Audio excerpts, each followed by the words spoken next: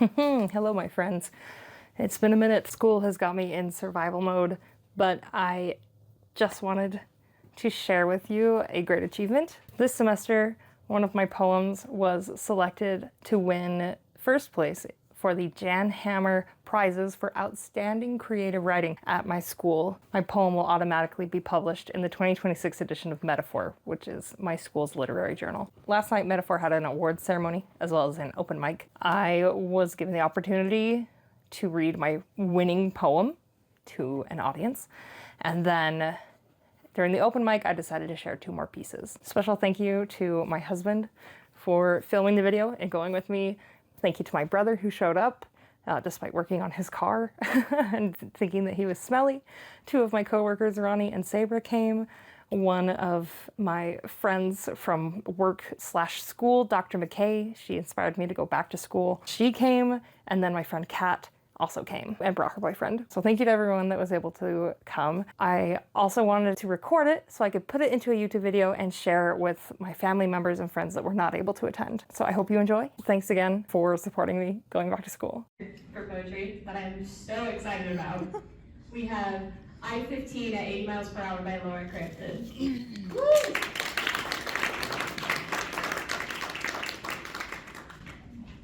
Please do not fall. I will not fall. I believe in you. Maybe. There is no clip. That's fabulous. Okay, we're just gonna rock this. A little background on this poem. I wrote this during Abe Smith's poetry class last semester. Abe is amazing. Is he here? I invited him personally. Damn it. And I think the prompt was like, think about things that you see while you're driving down the road, or something that you've encountered driving down the road. And so I decided to write everything that I see when I'm driving down the road. This poem has had a few names. It was initially called Sunday Drive on I-15, but that didn't really capture the feeling of road rage that is contained within this poem. I'm so excited that you guys loved it. I hope you like it. Also, there's a lot of profanity, so that's why I'm glad that my grandpa didn't come. Sorry, Grandpa.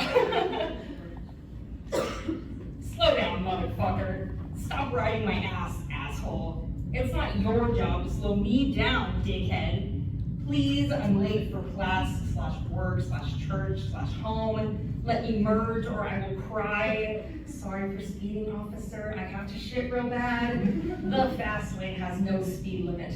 Slower traffic, keep right. Or don't, fuckface. Jesus Christ. The most aggressive drivers are dads forced to drive soccer mom minivans. He's driving like that with his kids in the back. Baby on board, baby on board, baby all up in this bitch. That's way too many stick-figured children on your rear windshield. Little old man behind the wheel, just knuckles, cloudy cameras, and a hat. Daylight savings time plunges rush hour traffic into darkness. Bright-ass headlights on big-ass trucks, drivers for miles now temporarily blinded. Construction cones are the state flower, blooming one day, choking out the free-breathing roads. Reroute, alternate route, detour. Another temple, 1,000 white steeples. The glittering lake, autumn leaves turn the mountains to fire, raised up for all to see. A gradient sunset from burnt orange to midnight blue, east to the mountains, west to the lake. Tattoos and piercings desecrate your spirit's temple. But here is another billboard for a boob job or lip fillers or a fix for erectile dysfunction, liposuction, cool sculpting, hair extensions, Botox, LASIK, laser hair removal, wax, braces, dentures, implants, permanent makeup, lash extensions. Pride flags, Trump flags, make America great again, fuck Joe Biden, let's go Brandon, equal rights campaign. We, the people, are pissed off.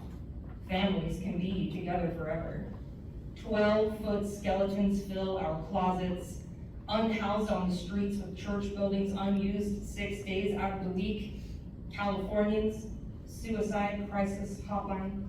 It's just the elevation, not the state or the nation.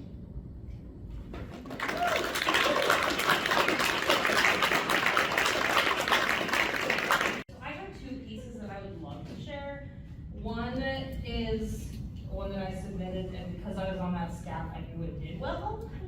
But I also watched it lose. So, do it! I know that you guys like it. And then, I'm so fucking happy you're here because I was like, you talk to yourself, whatever. It's like, as Sean would have said, new shit. It's new shit! New shit! Okay, so, I'm gonna read the one I submitted, and then maybe new shit if I'm feeling brave. This piece is called The Cry List. When I initially wrote it, the number was 39. When I submitted it, it was 40. The number is now 41. We'll understand that in a minute. I have cried at, or because of work, 40 times in less than 3 years. I know this exact number because I keep a list in my notes app with the date of the crime, who made me cry, and whether or not it was because they were being too nice. Most people think it is an odd and sad thing to keep track of, but I have to find humor in it or I'll cry again. More times than I can count, not on my watch, 40 times, 41 times and counting. My therapist said I am likely a highly sensitive person. I get some magnificent explanation of a diagnosis. I shrugged it off because that's something I've always known, the way I've always been. I think I get it from my dad, who cries over the obituaries of strangers entering puppy food commercials. When he was waking up from his colonoscopy this week, his chin was quivering and his eyes were leaking. I wiped away my father's tears with my fingertips. No cancer? No cancer, Dad. Text your mom. I did. No cancer? No cancer. The nurse came in to check on him and was concerned about his crying. The medication can sometimes make people emotional, she told us. I just shrugged and explained that my dad is an emotional guy, so I wasn't worried. It's the propofol, she said. That's what killed Michael Jackson, was Dad's immediate slurred reply. Maybe it makes my mom feel bad that I attribute my sensitivity to my dad, as if she's some unfeeling stoic, which is not the case whatsoever. Mom feels things deeply, but she doesn't wear her heart on her sleeve. I don't recall seeing Mom cry a handful of times in my life. Dad gets choked up just thinking about how much he loves me. My first Christmas at this job, I watched my coworkers give each other presents. Soaps, wine bottles, candy, oranges, and customized initial ornaments. Day after day, I received nothing. Their cubbies overflowed while mine was empty. Here, smell this lotion, my traitor exclaimed, shoving her scented hands into my face.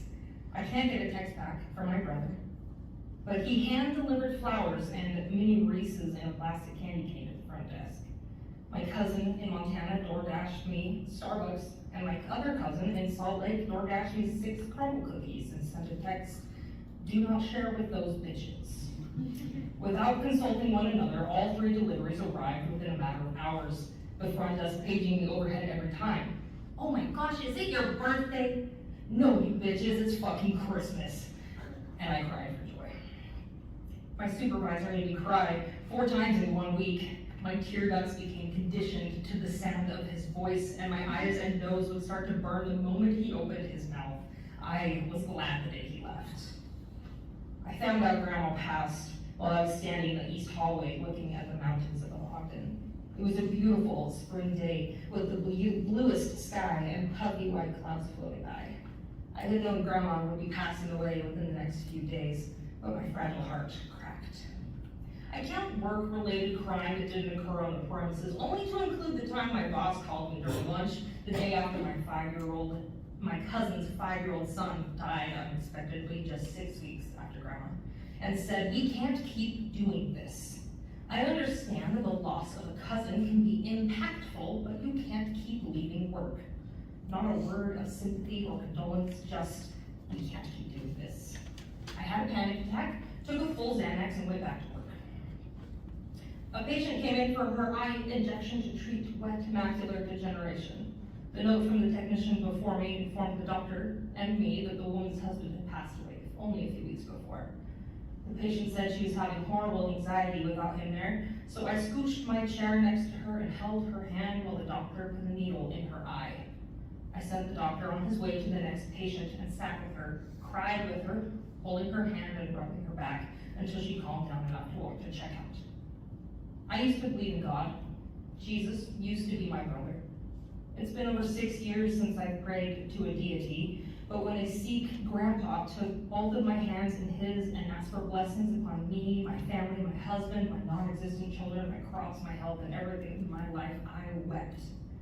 It's exhausting, soaking up the emotions of every person I cross paths with. I wouldn't change it though. Who would I be if I wasn't crying at work?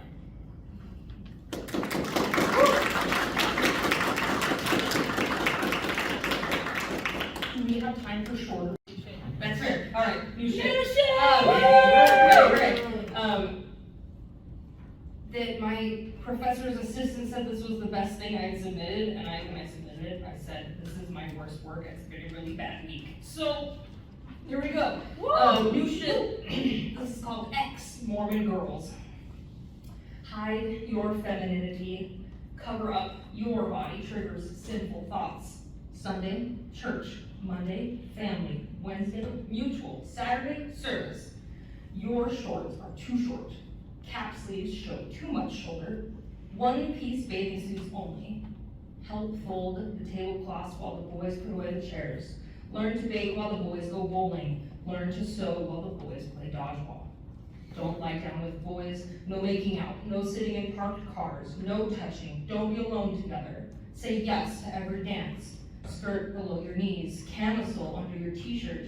No cleavage or curves on display, or else you become pornography. You will always be second best and less powerful than a 12-year-old boy. Be meek and mild, timid and quiet. Get in line. Stay in the boat. Put a little lipstick on. Lose yourself. Consecrate everything you have and are to God. Speak softly, no loud laughter. Submit to your husband.